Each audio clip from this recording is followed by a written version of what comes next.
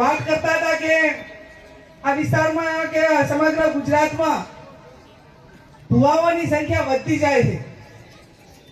હું જે ભુવાજી હોય ને વિનંતી કરું કે તમે ધારો તો અંધશ્રદ્ધામાંથી કોઈ પણ વ્યક્તિને બહાર કાઢી શકો છો, અને તો તમે ધારો તો કોઈ પણ પરિવારોને ને ઘણા બધાને બરબાદ કરી શકો છો. આમાં પ્લસ અને માઇનસ બે છે. અમારે એક બાજુ ભુવાઓ ધૂણાવા આવે અને ઘણી વખત બધા આગેવાનો ને બધા કહેતા, અને આમ ભુવાઓ થાય ધૂણો એટલે શું કે આકાશ બાંધું, પાતાળ બાંધું, 64 જોગણી બાંધું, આવું બધું પેલું કે, અને ઘરમાં પાછું ઝોપડું બાંધવા માટેની દ્રોઈડિયા ના હોય ને આખું પાતાળ બાંધી નાખે.